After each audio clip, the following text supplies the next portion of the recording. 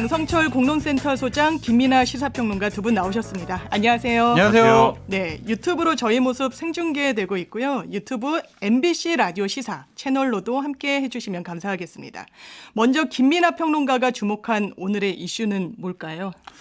네, 오늘의 이슈. 네, 이 표창원의 시사회킥 대타 진행은 장시만 해야 되는가? 네, 이걸 한번 다뤄보도록 하겠습니다. 어제 오늘 네. 장민아. 예, 장남매. 전 표민합니다. 전 표시하겠습니다. 표시로. 아니 장씨들이 자꾸 대타 진행을. 네, 김 씨는 외롭습니다. 응원해 주세요. 네, 아까 유튜브 댓글도 이제 응원하신 분들도 있고 했는데, 네, 제가 감사할 건 아니지만 장유미 변호사님이 힘을 많이 받으실 것 같고요. 고맙습니다. 제가 주목한 오늘의 이슈는 국민의힘, 네, 바람직한 당정 관계 만들 수 있을까? 네, 걱정이 많이 됩니다. 네. 그러니까 오늘 국민의힘이 1박 2일 일정 연찬회 시작했는데요. 어떤 얘기들 오고 갔나요? 천안에서 이제 윤석열 정부 출범 이후에 첫 국회의원들 연찬회를 진행을 했는데 여기에 이제 정부 측 인사들도 많이 오고 그리고 보도에 의하면 대통령도 갈 수도 있다라는 얘기가 일주일 전부터 있었는데 실제로 가는지는 제가 알 수가 없습니다. 네. 그래서 뭐 이런 얘기들이 나오고 있는데 일단 캐치프레이즈가 통합, 민생, 미래, 대도약입니다. 네. 그러니까 얼마나 좋은 얘기입니까? 이런 얘기들을 하기 위해서 모인 거죠. 그런데 이런 얘기를 하기 전에 지금 논란이 좀 있어요. 지난번에 당구 선수 차유람 씨가 이 국민의힘에 영입이 됐는데 배우자가 이제 작가 이지성 씨지 않습니까? 강연 일정이 있었던 모양이에요. 근데 이 과정에서 차유람 선수가 이 국민의힘에 들어가야 된다라는 거를 자기가 권유를 했다라고 하면서 그래야 국민의힘의 젊은 이미지와 아름다운 여성의 이미지가 더해진다. 지금 뭐 배현진, 나경원 의원이 있지만 좀 부족하다. 또 김건희 여사도 있는데 차유람 선수까지 들어가면 4명 아니냐, 뭐 4인방이다, 뭐 이런 얘기를 했다는 거예요. 근데 여기에 대해서 이제 제지하는 의원도 없고 다들 뭐 웃고 넘어갔다는 건데 네. 아무튼 좋은 얘기하는 자리에 이런 논란이 불거졌습니다만 이외에도 비대위 활동 기간 언제까지 할 거냐, 전당대회 언제 할 거냐, 뭐 이런 얘기들이 주로 중심이 되지 않을까 이런 생각이 들고 그러니까 공식 행사는 다 정책에 대한 얘기예요. 하지만 공식 행사만 믿는 게 아니니까 아마 이런 얘기 할 것 같고 그리고 이제 당정 관계 바람직하게 어떻게 가져갈 거냐 이것도 중요한 주제 아니겠습니까? 최근 상황까지 이제 고려를 해보면 특히 오늘 또 주목을 받을 수도 있는 장면이 김웅 의원이 좀 다른 의원들하고 좀 떨어져 앉아 있었는데 네. 왜 떨어져 있어? 이쪽으로 와. 이렇게 팔을 잡아 끌기도 했다는 거예요. 근데 네. 왜 떨어져 있었겠습니까? 결국 이준석 전 대표 관련한 갈등 관계 때문에 뭐 그런 거거든요. 그러니까 이런 얘기들 안 할 수가 없는 거겠죠. 그러니까 김웅 의원 같은 경우에는 그때도 이렇게 의원총회에서 혼자 다른 의견을 개진하기도 했는데 지금 짚어주신 대로 당정 관계가 지금 국민의힘의 핫 이슈입니다. 이준석 전 대표 문제로 복잡한데 이준석 대표가 오늘은 또 라디오에 출연해서 대통령실 인사 쇄신 작업 굉장히 좀 깎아내렸다고요? 그렇습니다. 이 대통령실이 최근에 이제 인사 쇄신을 한다고 했고 어제도 이제 이 자리에서 조금 그 내용을 전해드렸는데, 그러니까는 김대기 비서실장이 주도를 해가면서 소위 말하는 윤핵관 라인 중에 대통령실에 있는 사람들을 뭐 정리하고 있다, 직무감찰 통해 가지고 하루에 한 명씩 없어지고 있다, 대통령실에 있는 직원들이 무섭다고 한다, 이런 보도들이 쭉 나오고 있습니다. 네. 그런 보도를 도대체 어디서 봐요? 난 못 봤는데. 신문을 열심히 봐야 되지 않겠습니까? 네, 신문을 열심히 보고 있습니다. 근데 이제 SBS 라디오에 이준석 전 대표가 출연을 해서 이 문제에 대해서 좀 얘기를 했는데요. 할리우드 액션 아니냐 이렇게 폄하를 했습니다. 그러니까 대통령실 근무 인원이 400명이라면 그중 상당수가 사실상 윤핵관의 영향력 하에 들어간 분들인데 이제 4명 걷어냈는데 괜찮다? 아직 순도 높은 윤핵관의 지배력이 작용을 하고 있다. 그래서 만약에 정말 이 윤핵관이라고 불리는 분들이 피해를 입을 정도까지 다 인사를 걷어내버리면 이분들은 4성 간호가 될 것이다. 네, 3성 간호에 하나를 더해가지고 네. 이런 얘기를 하고 있어서 뭐 여러모로 이 인사 쇄신 작업이란 뭐냐에 대한 의문이 좀 커지고 있는 것이죠. 지금 대통령실 인사 쇄신 말씀을 주셔서 그런데 그 내부에서 감찰을 뭐 대대적으로 하겠다와 관련해서 뭐 검찰 출신 대 여의도 출신 간의 알력 다툼이 있다, 권력 투쟁이 시작됐다, 뭐 이런 전망도 있는데 김민하 평론가 어떻게 보시나요? 근데 저보다도 이 네. 문제는 아름아름 장성철 소장님이 알고 있는 게 많아서 김민하 들어봐야 될 것 평론가님, 같아요. 이 네. 윤석열 정권 하에서는 아름아름도 금기어입니다. 그런가요? 그거 쓰시면 안 됩니다. 네. 그렇구나. 아름아름 죄송합니다. 네. 조치당할 수 있어요. 아름드리 나무 뭐 이런 건 괜찮나요? 그러니까 대통령실 인사 쇄신은 몇 가지 포인트로 봐야 네. 돼요. 그러니까 하나는 여러 가지 뭐 보안 사고도 났고 공직 기강에 있어서 문제가 돼서 기강을 잡는 차원에서 공직 기강실에서 지금 여러 가지 감찰을 하고 있고 조사를 하고 있다. 이미 조치된 분들도 몇 분이 있잖아요. 사표 내고 나간 분들. 그렇죠. 그런 차원이 있고 또한 정치적인 부분도 좀 살펴봐야 될 것 같아요. 처음에 당선인 비서실장을 했던 장제원 의원이 여러 가지 비서실과 관련해서는 라인을 다 꾸렸어요. 그러니까 본인이 뭐 마음대로 임명할 수는 없지만 본인이 인사추천 다 하고 검증도 다 하고 본인 책임하에 다 했거든요. 그럼 대통령실에 처음에 350명 정도의 인원들은 다 장제원 의원의 검토를 거쳐서 임명이 됐다라고 볼 수밖에 없고, 장제원 의원 보좌관 2명도 대통령실에서 근무를 하고 있고, 장제원 의원에게 추천받은 그러한 정치권에 있는 분들도 상당수 근무를 하고 있죠. 그런 것들이 대통령실에 계시던 분들이 좀 부담스러워했을 수가 있어요. 그러니까 어떤 얘기냐면, 아니 대통령실에서 논의되는 얘기가 여의도로 먼저 좀 알려지는 거 아니야? 이게 결정되기 전에도 알려지는 거 아니야? 결정되고 나서도 먼저 알려지는 거 아니야? 이렇게 정보 보안 사안이 좀 누설되고 있었다라는 차원에서 좀 문제 제기가 있었던 것 같고요. 마지막으로는 김대기 비서실장이 네. 이제 100일도 지났고 본인은 안 바뀌었잖아요. 네. 재신임을 받은 거예요. 그렇죠. 그러면은 내가 한번 주도해서 대통령실을 끌고 가야지. 그렇다면 내 사람도 대통령실에 좀 심어야지. 이런 생각도 있는 것 같습니다. 그럼 지금 움직임이 국민들이 요청하는 것과 좀 궤를 같이 한다 이렇게 볼 수도 있을까요? 최근에 무슨 여론조사 결과가 하나 있던데요. 그러니까 국민들은 윤핵관하고 좀 선을 걷으면 좋겠다 이렇게 생각하나 봅니다. 여론조사 결과에 의하면. 네. 제가 그 여론조사 결과 좀 소개를 해드리면 엠브레인 퍼블릭, 케이스텐 리서치, 코리아 리서치, 한국 리서치 등의 4개 업체가 공동으로 지난 22일부터 24일까지 3일간 전국 성인 유권자 1,001명을 대상으로 조사를 한 결과인데, 이게 기본적으로 이제 윤석열 대통령의 국정 운영에 대해서 긍정적으로 평가하는 응답자가 32%, 부정평가자가 63%라는 내용의 조사 결과인데, 이 중에 이제 질문이 더 있었어요. 이거 외에도. 네. 그러니까 일명 윤핵관들하고 윤석열 대통령은 어떤 관계를 설정하는 게 좋겠느냐라고 질문을 했는데, 거리를 둬야 한다. 이 응답이 응답자의 73%였고 관계를 유지해야 된다라는 응답을 한 사람은 14%에 불과했다는 겁니다. 압도적으로 거리 둬야 된다라는 응답이 높네요. 그렇죠. 숫자를 얘기했기 때문에 이걸 또 얘기를 해야 되는데, 표본 오차 95%, 신뢰 수준에서 플러스 마이너스 3.1%포인트였고요. 이게 어렵다. 네, 자세한 내용은 중앙선거 여론조사 심의 하고 그다음에 전국 지표조사 홈페이지를 참조하면 확인을 할 수가 있는데, 네. 그러니까 지금 윤핵관에 대한 여론이 이준석 전 대표 문제를 봐도 그렇고 윤석열 대통령의 어떤 이 국정수행 지지율을 봐도 그렇고 국민들은 적어도 이 측근이라고 불릴 수 있는 사람들을 정리했으면 좋겠다라는 흐름이 있으니까 거기에 대통령실과 이제 김대기 대통령실이 거기에 나름대로 응하는 모양새를 좀 취하려는 것 같아요. 네. 근데 저는 이제 저의 관심은 그러면 실제로 그게 달성이 되는 거냐. 그러니까 이른바 윤핵관 라인이라고 하는 사람들이 실제로 대통령실에서 막 쫓겨 나와가지고 윤핵관과는 상관없는 대통령실이 되는 거냐. 이게 상당히 궁금하거든요. 근데 지금 이준석 전 대표가 하는 얘기도 그렇고 그다음에 어제 MBC 보도나 이런 걸 보면은 이런 얘기들을 하고 있습니다. 그러니까 이게 어떤 전체적인 대통령실의 기조를 싹 바꾸기 위해서라기보다도 장 소장님 말씀하신 것처럼 일부 뭐 정보가 유출된다든지 이런 것들, 즉 충성심이 높지 않은 사람들을 정리하는 그런 차원인 것이지, 이게 무슨 국정의 전환을 한다거나 그런 건 아니다, 이런 얘기 나오고 있거든요. 네. 그럼 국민들의 이런 바람을 이 수용하는 그런 인사쇄신이 될 수 있는 거냐, 그런 면에서 보면 좀 아쉽고 의문이다라는 거죠. 근데 이 여론조사에서 얘기되는 윤핵관은 대통령실에서 근무하는 윤핵관은 아닌 것으로 보여지고요. 당에 있는 윤핵관들, 예를 들면 뭐 권성동, 장제원, 이철규 뭐 이런 분들로 보여져요. 그런 분들에 대한 비호감도가 좀 높지 않느냐라는 좀 생각이 드는데, 윤핵관들에 대한 거부감이 있는 것은 이거죠. 결국에는 이준석 대표를 그렇게 무리하게 쫓아내고 그렇습니다. 비상식 비합리적으로 당원 당규를 사후적으로 고쳐가면서까지 쫓아낸 그러한 폭력적인 행위를 한 것에 대한 하나의 반감이 아니냐라는 좀 생각이 듭니다. 그런 참- 반감인데 문제는 네. 이제 대통령하고 연관된 부분이 있어서 이제 그런 얘기를 하는 거죠.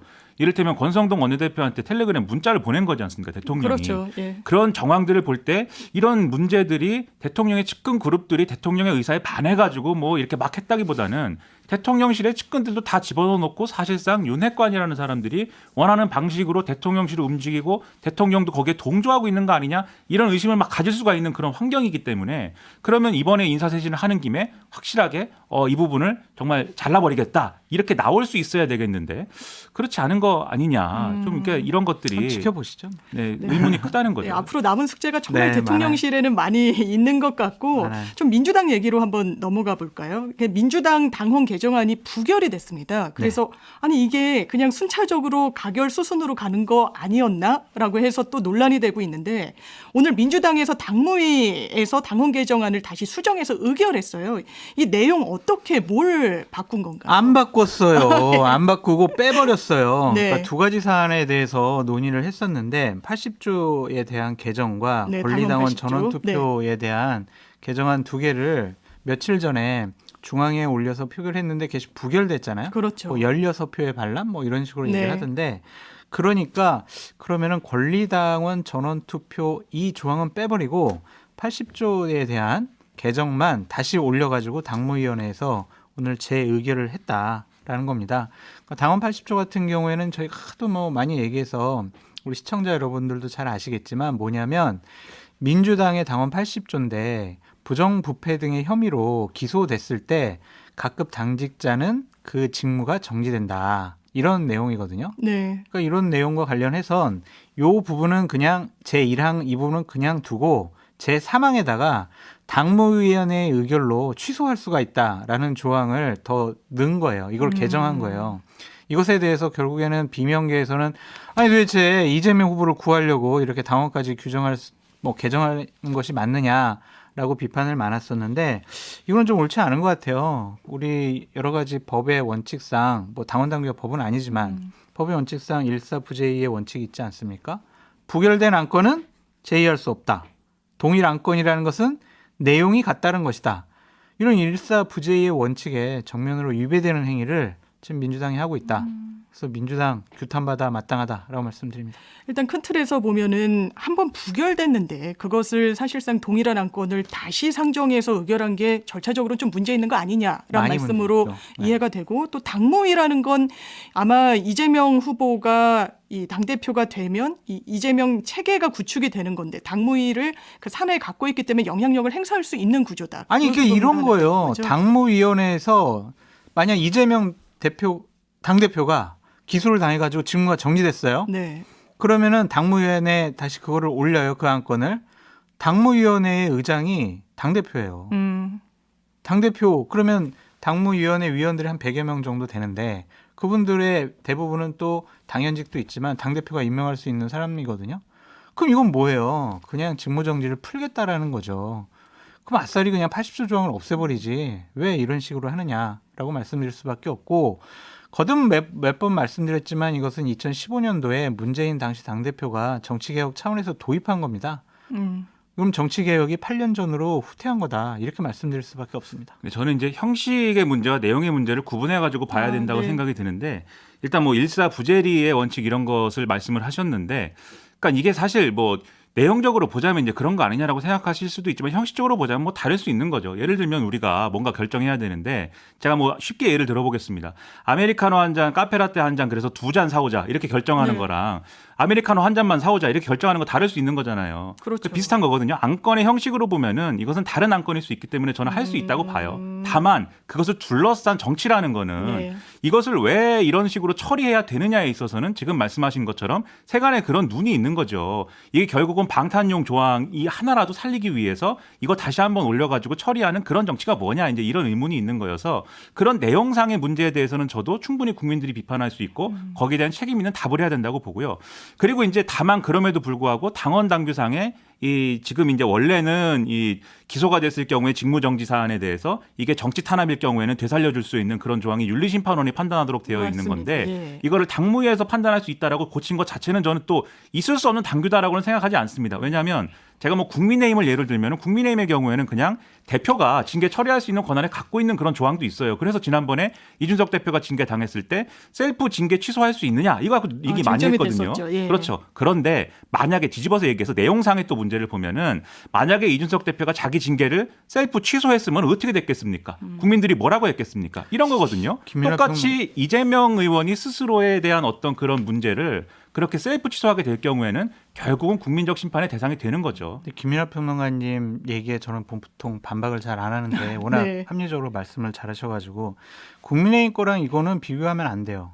왜냐하면 국민의힘은 원래 있던 규정이에요. 근데 지금 민주당은 이재명 후보가 당대표가 됐을 때 기소될 것 같으니까 이재명 후보를 위해서 당헌을 고치는 거 아니에요. 그건 같은 선상에서 놓고 봐서는 안 될 것 같아요. 말씀하신 부분이 정치적 문제인 거죠. 그래서 네. 저도 이 부분을 굉장히 많이 비판을 했습니다. 예를 들면 이 기준에 있어서도 원래는 기소가 되면은 직무 정지되는 것에 대해서 반발이 있어가지고 1심 판결이 나오면이라든지 그렇죠, 뭐 1심. 이렇게 바꾸자고 논의를 했던 거잖아요. 저는 그거 굉장히 강하게 비판을 했거든요. 그러면 왜 그러면 아예 대법원 판결까지 나올 때까지 기다리지 뭐하러 1심 판결을 얘기를 왜 하게 1심 기준은 또 무슨 합리적 근거가 있냐. 이런 그렇죠. 또 1심 판결은 충분히 2심에서 뒤집힐 수 있는 네. 건데 그렇게 가면 끝이 없는 것이고 합리적인 수준에서 생각을 하면 그건 기소가 됐을 때가 맞는 건데 근데 이런 정치의 핵심이라는 건 제가 볼 땐 이런 것 같아요. 왜 민주당 사람들은 윤리심판원에서 정치 탄압이라고 판단할 이 여지가 있는데 그런 사안이라고 판단을 하면서 왜 윤리심판원이 아니고 당무위에서 꼭 결정을 해야 된다고 생각하는 걸까? 안전자. 결국 제가 볼 때는 자기 편끼리 못 믿는 거거든요. 자기 편이 그걸 안 해줄 거라고 믿기 때문이지 않습니까? 네. 국민들이 이것을 모르지 않습니다. 다 알기 때문에 정치적으로 분명히 이것은 그 대가를 치르게 될 것이라고 저는 생각합니다. 하나만 더 말씀드리면요. 법이나 그 당의 헌법과 같은 당원 당규 같은 경우에는요. 특정인 한 명을 위해서 바꾸는 것은 옳지 않은 것 같아요. 원칙을 세워놓고 그 원칙을 따라가는 게 맞지. 네. 원칙을 훼손하면서 특정인에게 혜택을 준다, 이익을 준다. 이것은 잘못된 행동 같습니다. 이게 참 민주당에서도 이 새로 전당대회 끝나고 지도부가 꾸려줘도 이게 또 쟁점으로 남을 것 같아요. 이게 정치적으로 어떻게 풀어나가는지가 숙제인데 또 민주당 소식 하나 더 짚어보면 이 김혜경 씨 최근에 법인카드 의혹과 관련해서 수사 받았잖아요. 그것과 관련해서 이재명 의원이 본인의 SNS에 7만 8천 원 등 사건이라고 지칭을 했어요. 네. 그러자 권성동 원내대표가 이거 장발장 코스프레 하는 거냐 뭐냐 이렇게 받아쳤는데 네. 이 프레임 대결로 가고 있나 봐요. 프레임 대결이죠. 그러니까 이재명 후보 같은 경우에는 아유 고작 7만 8천 원 쓴 거 가지고 어떻게 이걸 기소하려고 그래. 경찰에서 왜 이렇게 우리 아내를 왜 이렇게 괴롭혀. 이런 식의 얘기를 하고 있는 건데 저는 인식 자체가 좀 잘못됐다는 생각이 들어요. 경기도지사 부인이잖아요. 그렇죠. 직원들을 사적으로 이렇게 뭐 이용을 한다? 뭐 부린다? 아니면 뭘 심부름 시킨다? 안 돼요. 하면 안 되죠.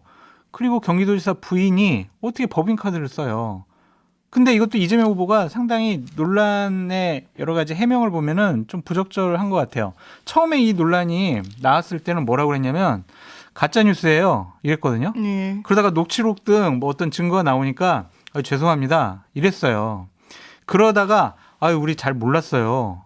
이러다가 결국에는 지금 어디까지 나왔냐면 배 씨가 횡령했어요.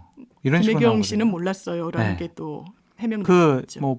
그거를 실질적으로 행했던 배모 씨가 횡령한 거다 이런 식으로 얘기하고 있거든요. 과연 이게 옳은 처신인지 대선 후보까지 하셨잖아요. 당대표 될 뿐이잖아요. 이런 식으로 그냥 나는 몰랐고 내 밑에 있던 사람이 알아서 했어. 과연 올바른 처신인지 좀 이해가 안 갑니다.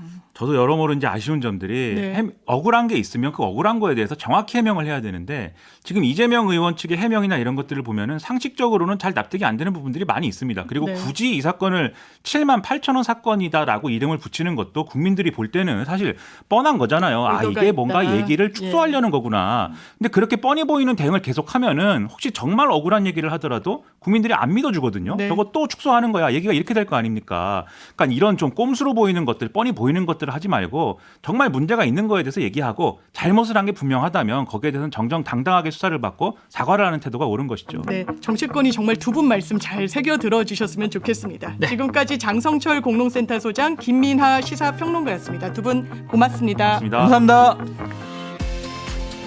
평일 저녁 6시 5분에 여러분을 찾아갑니다. MBC 라디오 교창원의 뉴스 하이킥.